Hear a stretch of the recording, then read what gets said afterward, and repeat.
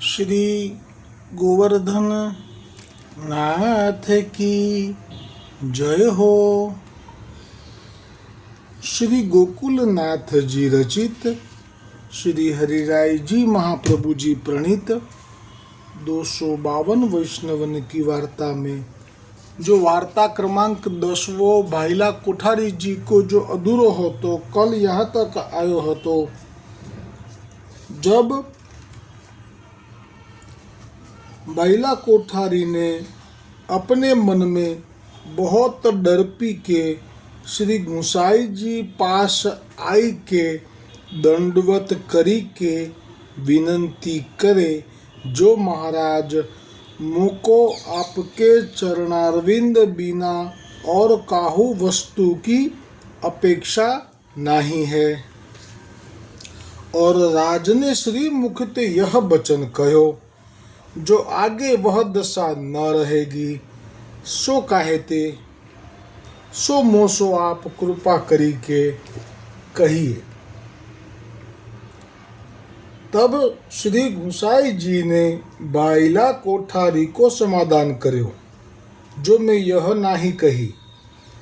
હવે આ જે સંવાદ છે એમાં ગુસાઈજીએ કહ્યું જ છે, શ્રી ગોકુલનાથજી આગળ જ દર્શન કરાવી દીધું કે જ્યારે ચાચા હરિવંશજીએ વિનંતી કરી 3 વખત, ત્યારે શ્રી ગુસાઈજીએ मौन तोड़ी અને કહ્યું कि द्रव्य की तो कितनी बात है, परी जैसो मन अब कोठारी को है तेसो द्रव्य पाई के रहेगो नहीं।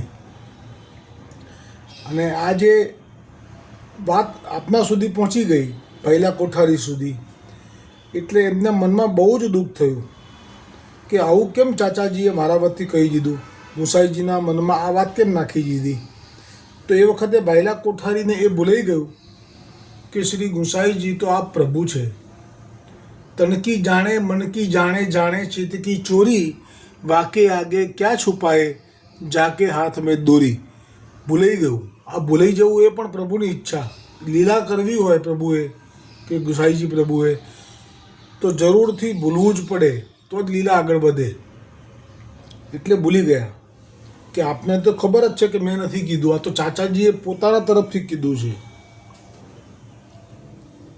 અને પછી એ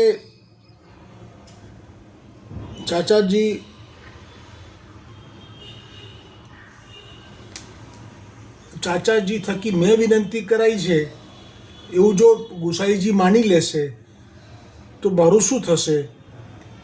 તો કેમ ભય શેનો છે આ?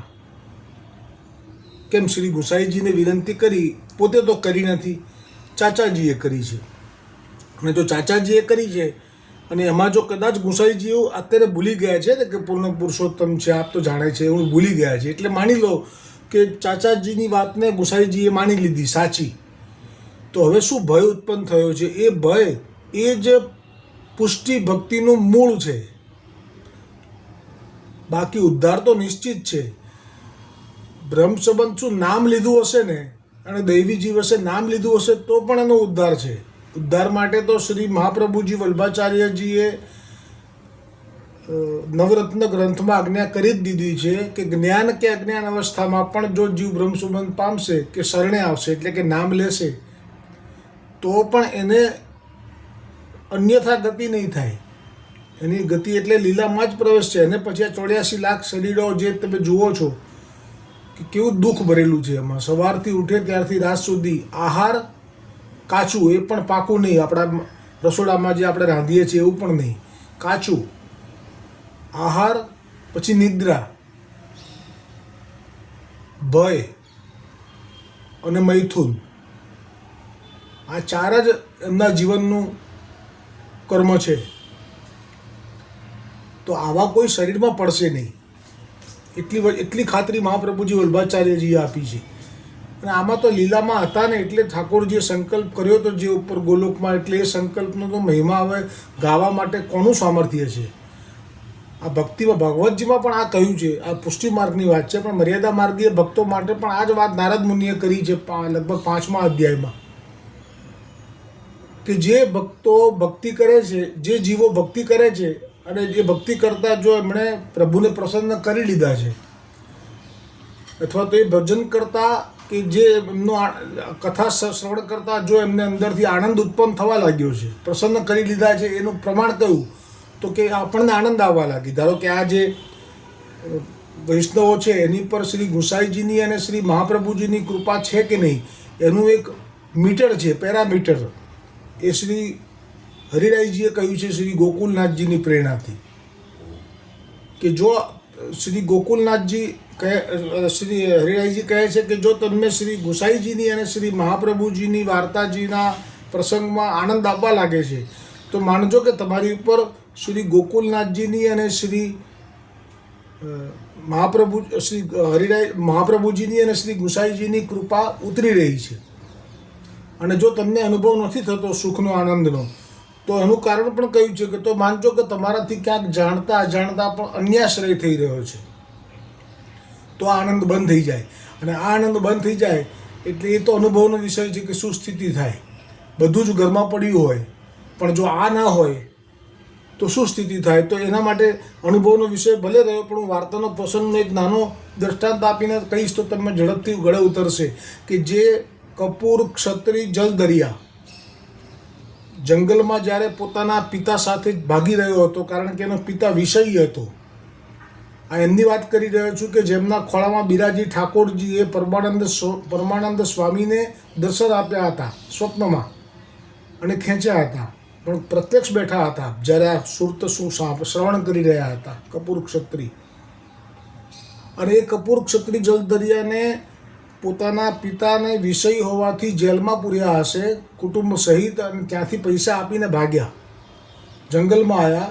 પણ એમનું કર્મ પૂરું થઈ ગયું હતું, એમના પ્રારબ્ધમાં પાપનો ઘડો ભરાઈ ગયો હતો એટલે એમને ભાગે ફાડી ખાધા. આને કશું ના કર્યું, દૈવી હતો, એને કોણ અડી શકે, વલ્લભનો જીવ છે એટલે જીવતા રહ્યા. હવે એ ઘનઘોર જંગલમાં પણ વલ્લભ તો આપના જીવોને માટે જ પ્રગટ થયા છે, તો ત્યાંથી જ પસાર થયા અને જોયું કે આ તો ભૂખ્યો તરસ્યો પ્રાણ છોડશે અને આ તો અમારો જીવ છે, એટલે એને જળ પણ આપ્યું, એને મહાપ્રસાદ પણ આપ્યો, એ સુખ પામ્યો. એણે તો કહી દીધું કે હવે હું આપનો ગુલામ, આપે મને જીવાડ્યો. અને મહાપ્રભુજી મરક હસ્યા અને એને શરણે લીધો અને લાવ્યા ગોકુલ, અને એમને નવનીત પ્રિયજીના જલ દરિયાની સેવા સોંપી. પણ આ બોલવું કેવું ગુલામ, એ આશ્રય કહેવાય, દ્રઢ કહેવાય. પણ એ આશ્રય કહેવાય પણ એ દ્રઢ નથી થયો. ક્યારે ખબર પડી કે જ્યારે કોઈ સંઘ આવ્યો ગુજરાતનો અને ગોકુલમાં બધા વૈષ્ણવોને લેવડાવતા હતા મહાપ્રસાદ, એમાં અક્કાજી સ્વયં પીરસી રહ્યા હતા ઘી અને વગેરે, અને એમાં આના જ પાતળમાં ઘી અને વગેરે ઓછું ધર્યું હશે અક્કાજીએ, કંઈક લીલા થઈ પ્રભુની. તો એ વખતે જે એક જમાનામાં જંગલમાં અંત સમયથી પ્રાણકંઠે આવેલા હતા, અને હવે જ્યારે બ્રહ્મ સંબંધ થયો એટલે સર્વ દોષ એના નાશ પામ્યા, અને એ જે સાક્ષાત પ્રભુની જ સેવા મળી ગઈ એટલે આઠે પહોરે આનંદ જેના મનમાં, એવો આનંદ પ્રાપ્ત થઈ ગયો. પણ જુઓ અત્યારે એવું થયું મનમાં કે મેં અત્યાર સુધી નવનીત પ્રિયાજીને આ ખભા ઉપર જળ ભરી ભરી અને જલ દરિયાની સેવા કરી છે, યમુનાજીના કિનારે જવું, ભરીને લાવવું, આવી સેવા કરી છે. અને મારી જ પાતળમાં ઘી ઓછું પીરસ્યું અક્કાજીએ. બસ આ જે મનમાં આવ્યું, અને સાથે જ ગોવર્ધનનાથજીએ સાનુભાવ જતાવવાના બંધ કર્યા. સાનુભાવનો અર્થ સમજજો વૈષ્ણવો, એ વખતે તો ઠાકોરજી પ્રત્યક્ષ વાતો કરતા.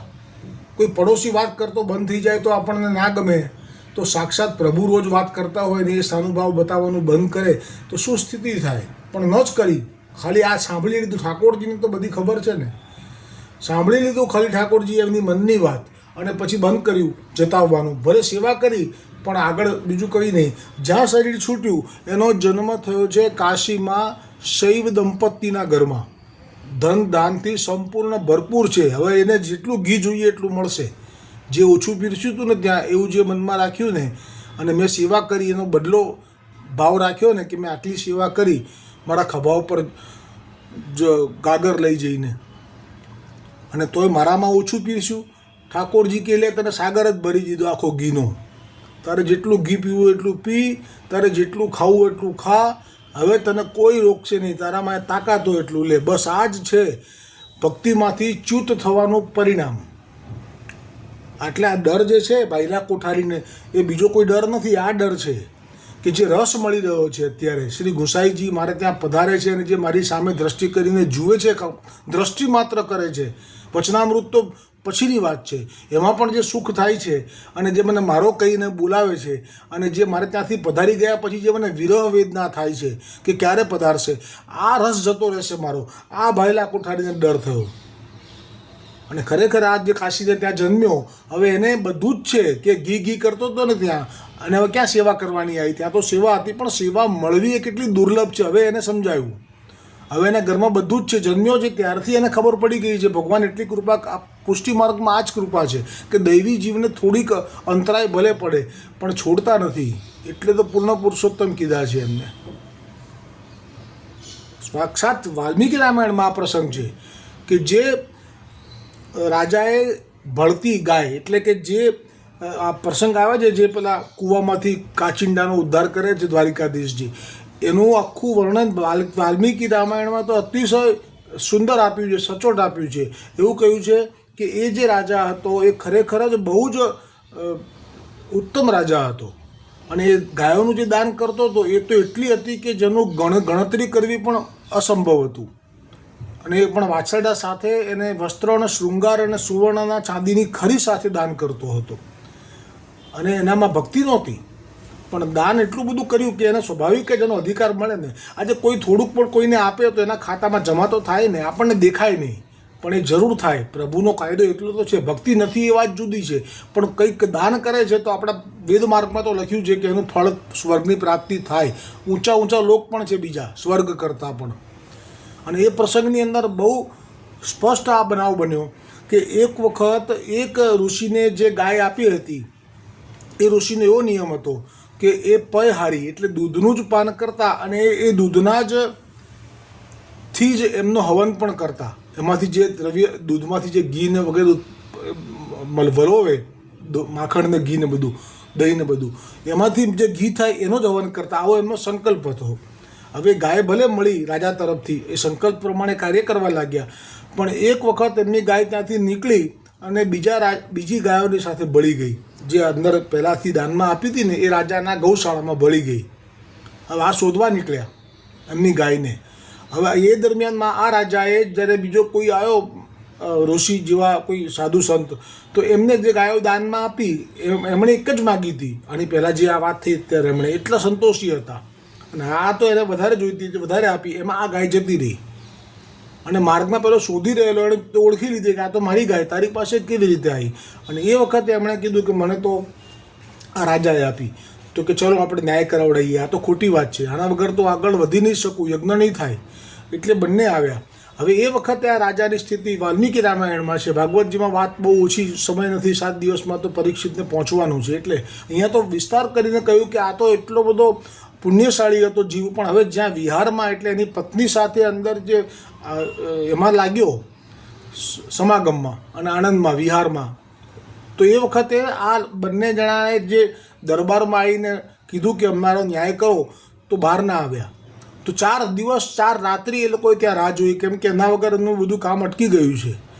અને એ વખતે પછી શ્રાપ આપ્યો કે આમ તો તું બહુ દાન પૂન કરે છે, પણ હવે જ્યારે અમારે તકલીફ છે ત્યારે અમારો ન્યાય કરવા પણ તું બહાર આવતો નથી તારા શયન કક્ષમાંથી, એટલે તું કાચિંડા જેવું જ વર્તન કરે છે, તારો રંગ બદલાઈ ગયો. હમણાં સૂતું હતો આપવા માટે, જાણે એમ કે તું જ આપવાવાળો છું, હવે ન્યાય કરવાનો જે તો અંદરથી બારે નથી આવતો, જા તું કાચિંડો થઈ જા. અને આ સત્યયુગની કથા છે. એટલો વિશાળ કાચિંડાનું સ્વરૂપ એમને થવાનું એવી એમને ખબર પડી ગઈ. એટલે એમણે એમના પુત્રોને કહી દીધું કે મારા માટે મોટો આ કૂવામાંનો પ્રસંગ નથી, ભલે દ્વારકાધીશજીની કૂવાની વાત લખી છે, બહુ મોટી વિશાળ વાવ બંધાવડાવી પોતાના જ રાજ્યમાં. અને હવે પોતે પડી રહ્યા છે, કારણ કે આ બંને જણા સામર્થ્યવાન તપસ્વી હતા.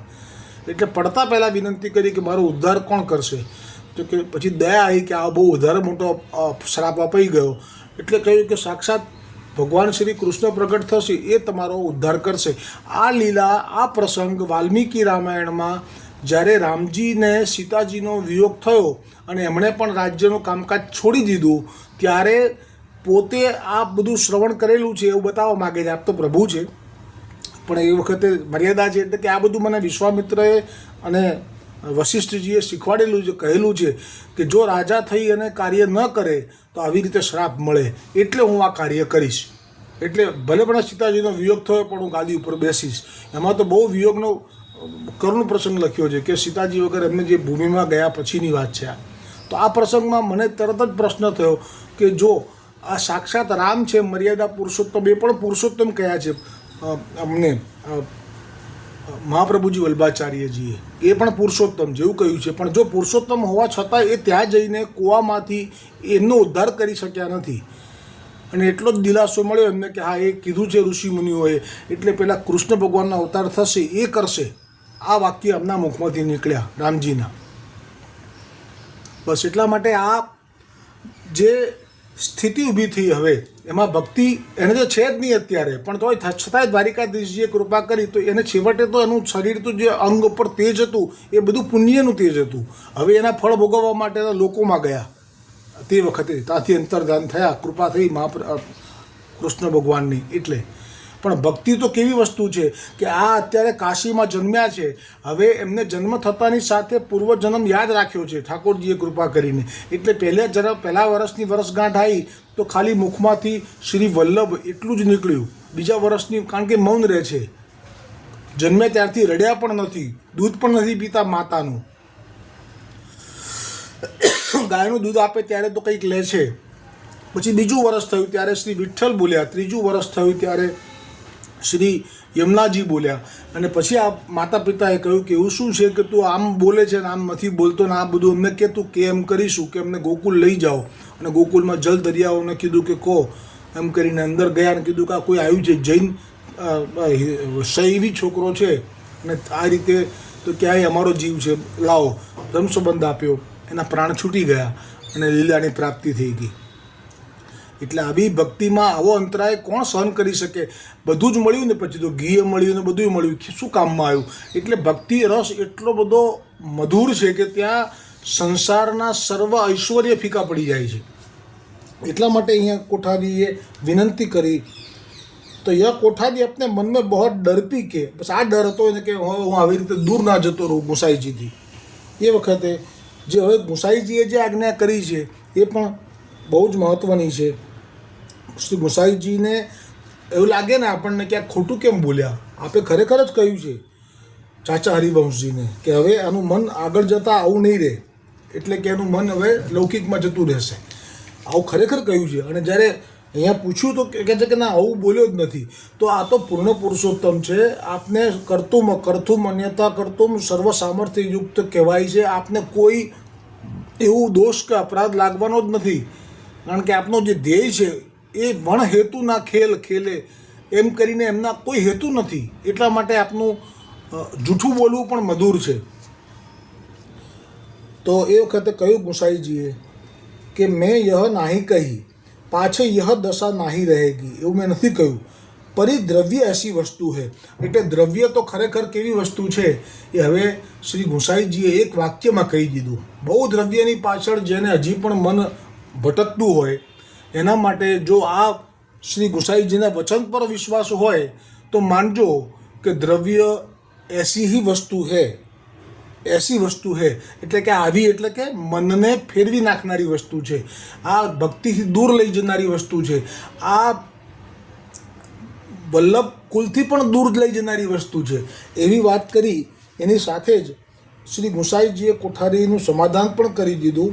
જો હમ यह जानत है जो तेरे मन में यह बात कभू न आवेगी और तेरी बुद्धि मोह में ते कभू अन्यत्र न फिरेगी. હવે ભાવ પ્રકાશ કરી રહ્યા છે શ્રી હરિરાયજી આ વચનનો. ભાવ પ્રકાશમાં યામે યહ સિદ્ધાંત જતાયો જો દ્રવ્ય પાય બુદ્ધિ નિર્મળ રહે નહીં. દ્રવ્ય પામવાથી બુદ્ધિ નિર્મળ રહેતી નથી. દીનતા હોત નહીં, દીનતા પણ જતી રહે છે. તાતે પ્રભુ અપને જન કો નિષ્કિંચન કરત હૈ. હવે પ્રભુ પોતે જ નિષ્કિંચન કરે છે. જે ગઈકાલે ભાગવતજીનો મેં પ્રસંગ ટાંક્યો હતો કે પોતાના જીવોને વારંવાર નિષ્ફળ કરે છે ધન પ્રાપ્તિ વખતે. હું ઉદર પોષણ જેટલીની વાત નથી કરતો, આ અધિકની વાત કરું છું. અધિક માત્રામાં જેને ધનની લાલસા છે એની વાત છે. પ્રભુ પોતે નિષ્ફળ કરે છે. અને છેવટે થકવાડી નાખે અને પછી પોતાના ભક્તોનો સંગ આપે અને ભક્તિ આપે છે. તાતે પ્રભु अपने जन को निष्किंचन करत है और बाइला कोठारी तो श्री गुसाई जी के अंतरंग सेवक है. सो इनकी बुद्धि तो द्रव्य पाए ते कबहू मलिन होई नाही. यह तो स्वकीय जन शिक्षार्थ यह बात कही. जो कोई छोटो पात्र होई तो द्रव्य पाई विमुख है जाए. ताते कोठारी के मिस करी इतनो जतायो और यहू अभिप्राय है जो निष्किंचन हुई तब प्रभु की विशेष कृपा जाननी सो सर्वभाव की सिद्धि हुई. એટલે ખરેખર તો મર્યાદાનું એક દોડ છે કે ભજનનો રંગ આવે રે, આપણા માટે એવું લેવાનું કે સેવાનો રંગ આવે રે. એટલે આપણે તો સેવામાં પૂરતું દ્રવ્ય જોઈએ, જેવી આજ્ઞા છે એટલી સેવા પૂરતું, પણ વધારાનું નહીં. ભજનનો રંગ આવે રે, માયા જો દૂર જાવે રે. જો યાદ કરો કુંભનદાસજીને, જ્યારે હીરા જડિત હરીસો આપવા આવ્યા માનસી રાજા, ત્યારે શું કહ્યું કે અમારા ઘરમાં અમે આ રાખીએ અને ચોર લૂંટારા તો જાણી જ જાય, અને આ અમારા પાસે તો તાળા કંઈ કૂચી કંઈ છે નહીં, અહીંયા રાખીએ ને જો કોઈ અમારું અહિત કરી જાય કે અમને ઘાયલ કરી જાય કે મારી જાય એવો ભય અમને લાગે છે. કેમ? આ એટલે લખ્યું છે આ દોડમાં કે ભજનનો રંગ આવે રે, માયા જો દૂર જાવે રે. સાચવવાની ટળે ઉપાધિ હૈયે થાય નિરાત. કુંભનદાસજીનો ભાવ જો આમાં, સાચવવાની ટળે ઉપાધિ હૈયે થાય નિરાત. લક્ષ્ય સદાતું એક જ ધારું. લક્ષ્ય એટલે હવે જે સેવા કે ભજન જે પણ, લક્ષ્ય સદાતું એક જ ધારું. આડી તેડી નહીં વાત, ભજનનો રંગ આવે રે, માયા જો દૂર જાવે રે. એટલે આ તો એમ કહી દીધું શ્રી હરિરાયજીએ, ગોકુલનાથજીનો જ ભાવ કહી દીધો કે નિષ્કિંચન હોવું, પ્રભુની વિશેષ કૃપા જાણવી. એટલે કે તમે લૌકિકમાંથી તો મુક્ત જ કરી દીધા છે. અને જે લોકો હોય છે પાત્ર, એમની કેવી સ્થિતિ હોય છે? પુરુષોત્તમ કાશીવાળા હતા, ઘાટ ઉપર ઊભા હતા, અને જ્યાં પેલા આવ્યા ગાવાવાળા, જશ કરવાવાળા, ભાટ કહેવાય ને, હા ભાટ આવ્યા, પુરુષોત્તમ લઘુ પુરુષોત્તમ ભાટ, તો કહેવા લાગ્યા, આમની સ્તુતિ કરવા લાગ્યા મહાપ્રભુજીની સામે જ. તો કે ના ભાઈ ના, સાઈડમાં લઈ જવું પડ્યું, એમને ધન આપવું પડ્યું, કહેવું પડ્યું કે આ કોણ છે તમને ખબર નથી, તમે એમની સામે મારા વખાણ ના કરો, હજી બીજું આપીશ. અને કેટલા એમને તો પ્રોબ્લેમ હોય. એટલે આ કૃપા જાણવી, એવું કહે છે આ હરિરાયજી. અને મૂળ વાત ઉપર આવીએ ને તો જેમ નારાયણદાસ દીવાને જે દ્રવ્ય હતું એ દ્રવ્ય માટે પોતાના પણ ભાવ જતો રહ્યો, ભ્રમ સંબંધ થયો, એની સાથે મુનિન થઈ ગયા હતા. એટલે બધાને એવું લાગતું હતું કે નારાયણદાસ કાયસ્થ દિવાન સેવા કરી રહ્યા છે ગુસાઈજીને ત્યાં વારંવાર હુંડી મોકલીને, પણ ના, એ નારાયણદાસ દિવાન તો ફક્ત મુનિમ તરીકે, જ્યાં ઠાકોરજી પ્રેરણા કરે કે જુઓ જાઓ જગન્નાથજીમાં અમારા કાકાશ્રીએ બધું ધરી દીધું છે, જલ્દી જલ્દી મોકલો. એટલે મુનિમને એમ કે ને હાજી હાજી એમ કરીને નારાયણદાસ દીવાને એ બધું જગન્નાથજીના એક કોષ દૂર બધું મોકલ્યું હતું. આભૂષણ, ગાડા, તંબુ, ડેરા, ભૌજી બેટરીજીના પણ આભૂષણ બધું. તો આ મુનિમ હતા. આપણને એવું દેખાય છે કે નારાયણદાસ દીવાને આ બધું કર્યું, પણ એવું નથી. આ જુદી વાત છે. અને એટલા માટે જ્યારે જ્યારે પ્રેરણા કરતા તો ઠાકોરજી કરતા, ને આ મુનિમ થઈને બધું કરતા, એટલે એમને કોઈ અપરાધનો દોષનો ભય જ ના હોય. આ તો કોરડા માર્યા એટલે થોડુંક લીલા કરવી પડી પ્રારબ્ધની, પણ તો એ કેટલી ઘડી, થોડા 5-15 દિવસ, બાકી તો આનંદ આનંદ અને આનંદ. તો આ જે દિવાનપણાનો જે મુનિમનો જે ભાવ છે એ પ્રમાણે જોવા જઈએ તો અત્યારે આ જે પહેલા કોઠારી છે એમને પણ દેવું થાય તો શું અને દ્રવ્ય અધિક આવે તો શું, એમના માથે કોઈ ભાર નથી. અધૂરો રહેલો પ્રસંગ, હવે વાર્તા પ્રસંગ 3 એક જ રહ્યો છે, એ આવતીકાલે આવશે. શ્રી ગોવર્ધનનાથ કી જય હો, શ્રી ગુસાઈજી પરમ દયાલ કી જય હો.